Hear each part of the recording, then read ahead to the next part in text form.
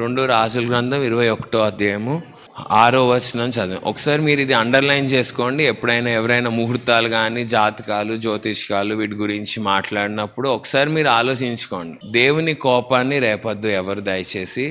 So ఇది అదే మాటని ఇక్కడ 53వ కీర్తనలో చాలా దేవుడు లేడని బుద్ధిహీనులు తమ హృదయంలో అనుకొందరు, వారు చెడిపోయిన వారు అసహ్య కార్యాలు చేస్తారు. దేవుడు అన్నిటినీ మంచిగా సృష్టిస్తే అందరు ఏం చేస్తున్నారని అంటే ఈ టైం మంచిది కాదు, ఈ రోజు మంచిది కాదు, ఈ దుక్కు మంచిది కాదు అని వీళ్ళు దేవుని మాటని వ్యతిరేకంగా జీవిస్తున్నారు. కాబట్టి మీరు దీన్ని జాగ్రత్తగా ఆలోచించండి.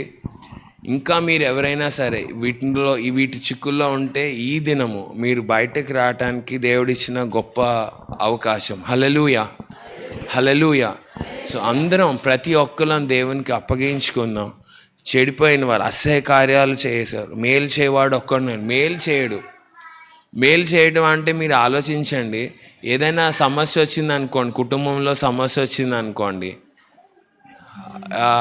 ఈ వాస్తు చూపించంటారు, లేకపోతే శాంతి చేయించానంటారు.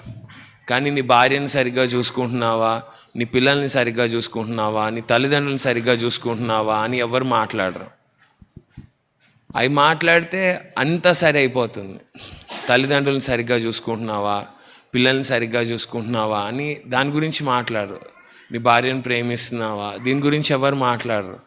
ఒట్టిగా శాంతి చేయించాలని చెప్తారు, లేకపోతే ఇంకా ఆ టర్మినాలజీ, ఆ మాటలు నాకు రావు సరిగ్గా, బట్ ఇలాంటి మాటలే చెప్తారు ఎక్కువగా. మనం దాన్ని ఖచ్చితంగా మీరు కూడా ఎవరికైనా బాగాలేదని చెప్తే చెప్పండి, నువ్వు కరెక్ట్గా నీ కుటుంబాన్ని సరిగ్గా చూసుకుంటున్నావా, నీ భార్యను ప్రేమిస్తున్నావా, తల్లిదండ్రుల్ని ప్రేమిస్తున్నావా, వాళ్ళని చూసుకుంటున్నావా, వదిలేసావా, పిల్లల్ని సరిగ్గా చూసుకుంటున్నావా, నీ ప్రవర్తన బాగుందా, నీ ప్రవర్తన బాగుంటే ఇదంతా బాగానే ఉంటుంది అని ధైర్యంగా మనం చెప్పటం ప్రారంభిస్తే చాలా కుటుంబాలు దీవించబడతాయి, చాలా కుటుంబాలు కట్టబడతాయి. హల్లెలూయా. దేవుడు ఉన్నాడు కాబట్టి మనం ఈ విషయాలన్నీ మాట్లాడుతున్నాం.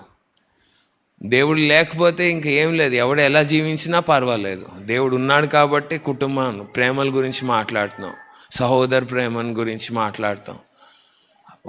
ఎవరికైనా మేలు చేయాలి అని అంటే వాస్తుని బట్టి మేలు జరగదు, జాతకాలను బట్టి ముహూర్తాలను బట్టి మేలు జరగదు, ఎవరికి మేలు జరగదు.